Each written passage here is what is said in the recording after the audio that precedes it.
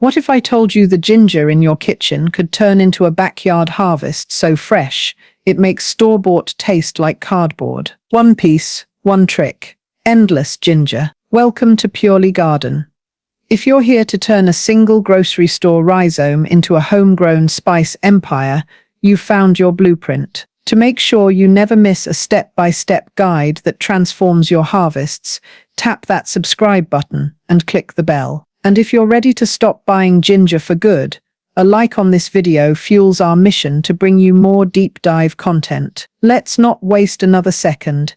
Here are the 10 non-negotiable ways to grow ginger in containers and achieve a huge, jaw-dropping harvest. Number 1. Choose a wide, shallow container. The horizontal spread rule. Let's get this foundational principle crystal clear. Ginger is not a carrot or a potato. It's a horizontal, lateral growing rhizome. It wants to sprawl sideways just under the soil surface, sending up shoots along its length. Using a deep, narrow pot is like asking a marathon runner to train in a broom closet. It simply can't perform. A wide, shallow container is non-negotiable. Think of classic examples: a half whiskey barrel, a large, shallow ceramic planter, often called a azalea pot, or even a repurposed shallow storage tote with meticulous drainage holes drilled in. The psychology here is about giving every single growing point, or eye, its own personal real estate to expand into without having to fight its neighbors for resources. When you provide that sprawling bedroom instead of a deep dungeon, you directly encourage the plant to produce more fingers, and for those fingers to fatten up significantly. The ideal dimensions. Aim for a container that is at least 14 inches deep, which gives enough room for initial root development and soil moisture retention. But the magic is in the width. 18 to 24 inches wide is your sweet spot. This one conscious choice fundamentally determines the upper limit of your potential harvest before you've even planted a single piece. Number 2. Win the season with pre-sprouting, the unfair head start. If you take only one piece of process advice from this entire guide, let it be this: never ever plant an unsprouted ginger piece directly into your container. That is a game of chance that wastes months of precious growing season. Pre-sprouting is the professional's secret weapon, and it's incredibly simple. Start by selecting your seed ginger. Always opt for organic, as conventional ginger is frequently treated with sprout inhibitors like bud nip. Look for rhizomes that are plump, firm, and glistening with vitality, with multiple prominent eyes, those little dimpled bumps. Using a clean, sharp knife, cut the rhizome into 1 to 2 inch pieces, ensuring each piece has at least one, preferably 2 or 3, of these eyes. Let these pieces sit in a dry, airy spot for 48 hours. This allows the cut surfaces to callus over, forming a natural barrier against rot. Now the active phase. Use a shallow tray takeout container, seed flat, pie plate, lined with a barely damp medium seed starting mix or sphagnum moss. Place ginger pieces eyes up on the surface. Do not bury them. Cover loosely with clear plastic to trap humidity. Keep the setup in a warm, dark spot, like on top of the refrigerator or on a low heating mat. Check every few days to ensure moisture remains and condensation is present. Within 2-4 weeks, green shoots and white roots will emerge. This 4-6 week head start leads to stronger plants and a larger harvest when the ginger is eventually planted. Number 3. Engineer the 5-star hotel soil mix. Your ginger's entire world for the next 8 months is the soil in that container. Ordinary garden soil is a death sentence.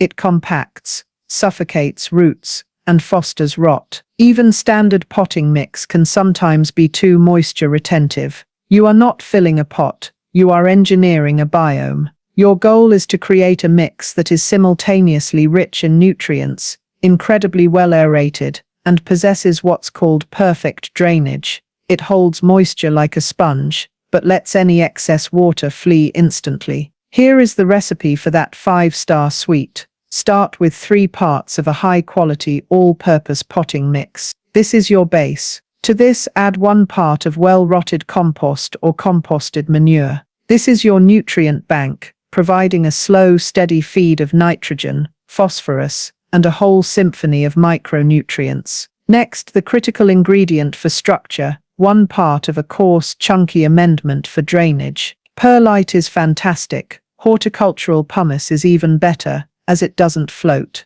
Coarse builder's sand also works. This is what creates the vital air pockets, preventing compaction. But we're not done. Elevate your potting mix by adding 2 key amendments. First, add a generous handful of worm castings per gallon. This acts as a probiotic soil superfood, boosting microbial life and nutrient availability. Second, incorporate a scoop of mycorrhizal fungi inoculant. This symbiotic fungus attaches to roots, dramatically expanding their reach for water and nutrients. This creates a light, fluffy and biologically active soil. Fill your wide container with this mix, remembering to leave a 1-inch space at the top to prevent overflow when watering.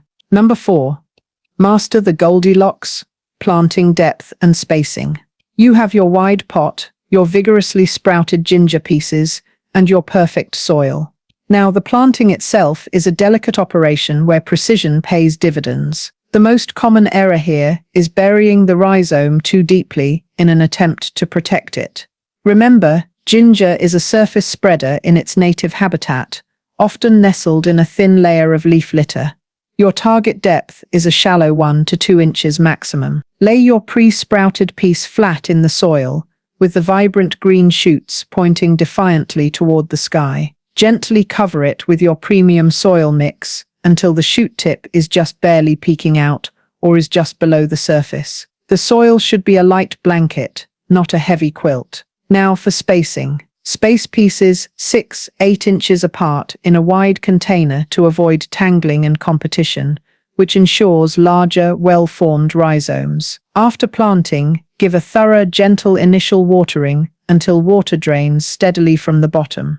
Post-planting rule: do not water again until significant green shoots appear above the soil. This encourages deep root growth and prevents the rhizome from rotting before it's established. Number 5. Implement strategic neglect watering. Watering is the daily dialogue you have with your ginger plant, and speaking the wrong language can end the conversation permanently. Ginger's relationship with water is a paradox. It evolved in humid, tropical rainforests, but on the well-drained, leafy forest floor, not in a swamp. The goal is consistent, even moisture in the root zone, never saturation. The strategic neglect protocol is your guide. After the plant is established, your watering cue is always tactile, not calendar-based. Insert your index finger into the soil, up to your first knuckle, about 1-1.5 inches deep. If the soil at that depth feels cool and slightly damp,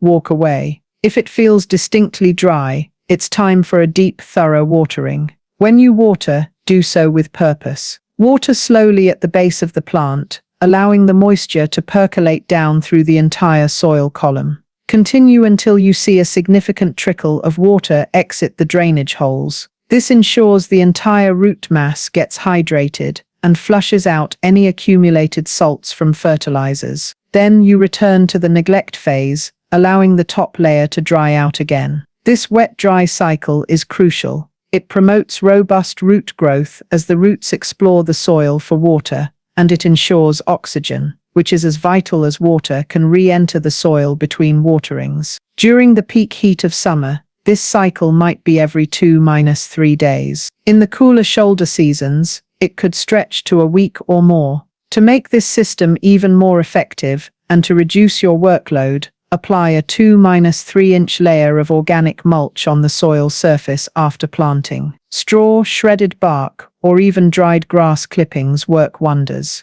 This mulch acts as a buffer, slowing evaporation, keeping soil temperatures even and cool, and suppressing weed seeds that would compete for resources. Number 6. Recreate the dappled forest light illusion. Light is the energy source, but for ginger, it's all about the quality, not just the quantity. In its native Southeast Asian understory, ginger receives filtered, dappled sunlight through the canopy above. Direct, harsh afternoon sun is an alien and destructive force to its broad, delicate leaves. Your mission is to replicate that gentle, luminous environment. The ideal light condition is called bright shade or partial shade. This means the location receives bright, indirect light for most of the day, or direct sunlight only during the gentle morning hours before 10 or 11 a.m., with protection from the intense midday and afternoon sun. Perfect spots include the east-facing side of your home or a wall where it gets the soft morning sun, beneath a pergola or lattice that breaks up the sunlight,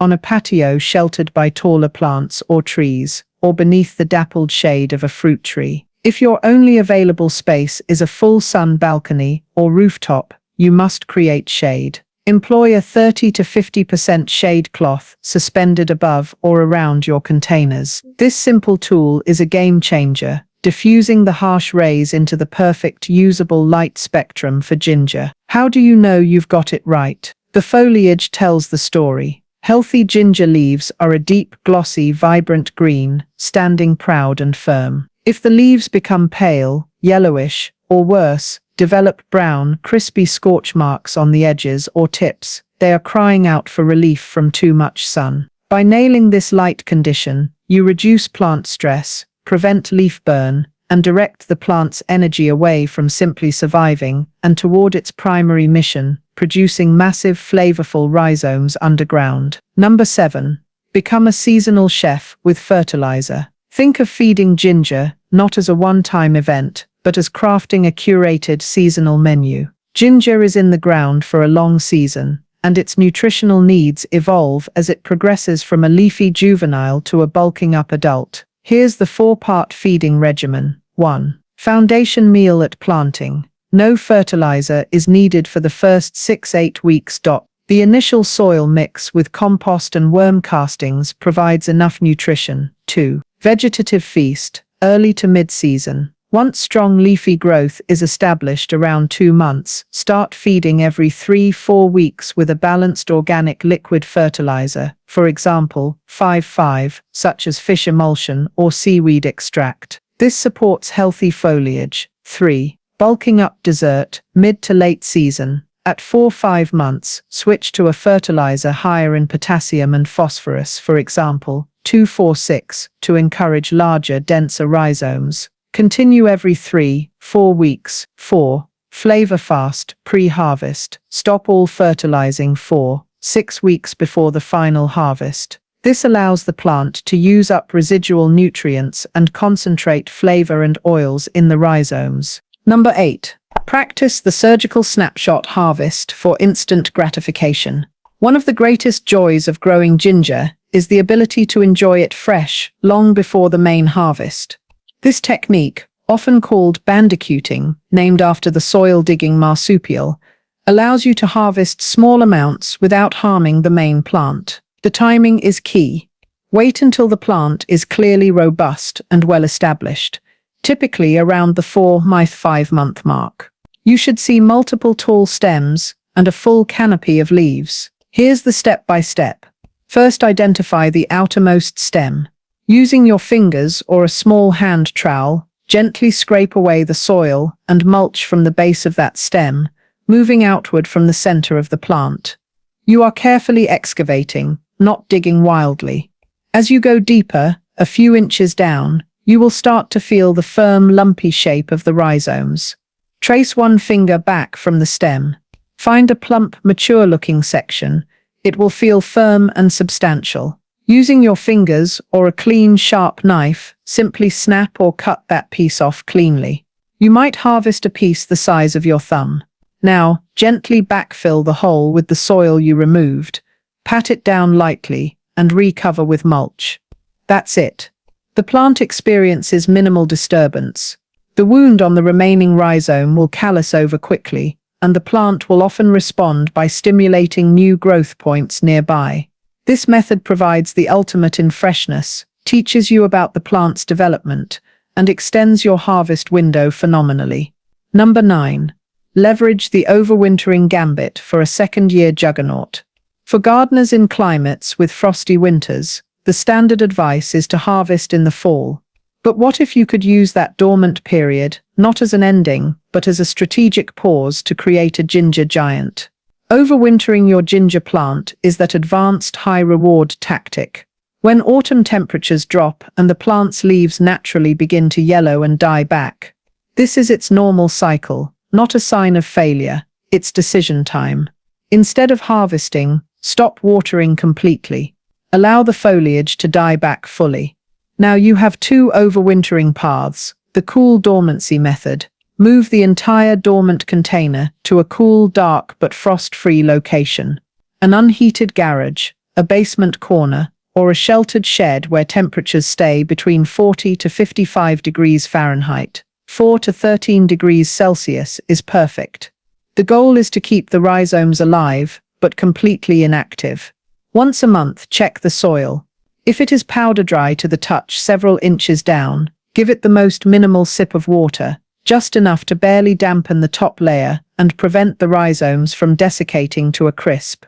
Do not fertilize. The keep it growing method for mild winters lives indoors. If you have a very bright warm sunroom or grow lights, you can attempt to keep the plant semi-evergreen. Cut back any dying foliage, but continue watering sparingly on the dry side schedule and provide ample light. Growth will be very slow, but it won't go fully dormant. Come spring, after all danger of frost has passed, bring the container back into its warm, bright, outdoor spot. Resume regular watering. Within weeks, you will witness an explosion of new, vigorous shoots from the massive, established root system you preserved. This second-year plant has a colossal head start. It will produce a harvest of such size and quantity that it will genuinely feel like you've discovered a cheat code for gardening. Number 10. Time the grand finale harvest to perfection. The main harvest is a celebration, and its timing is dictated by the plant's physiology, not the calendar. For an 8-10-month crop, or after the second season with overwintering, the signal is unmistakable. As cooler weather or shortening days arrive, the leaves will begin to turn a brilliant yellow, then brown, and finally die back completely.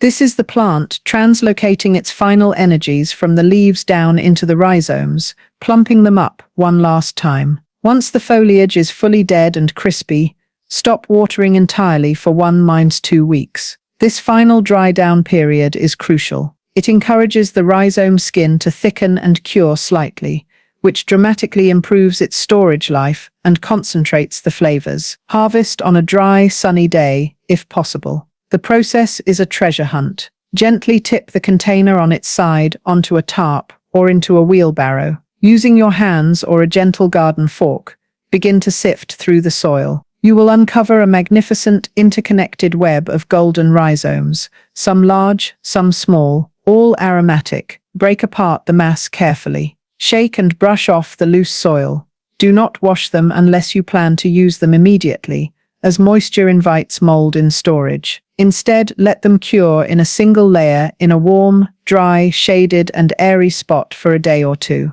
As you sort, immediately set aside the very best specimens, the plumpest, healthiest pieces with multiple vibrant eyes. These are your seed ginger for next year's crop, closing the beautiful loop of self-sufficiency. Store your harvest in a cool, dark place in a paper bag, or for longer storage, freeze grated ginger in ice cube trays. There you have it. Your huge harvest is now a plan, not a dream. I need to know, which of these strategies are you implementing first? Is it the wide pot or the pre-sprouting? Do you have questions about the overwintering process? Drop your thoughts, plans, and questions in the comments below. I'm there every day. If this guide unlocked value for you, please share it with a fellow gardener. It's the best way to support this channel. Thanks for watching. Keep growing, keep experimenting, and I'll see you in the next video. Happy harvesting!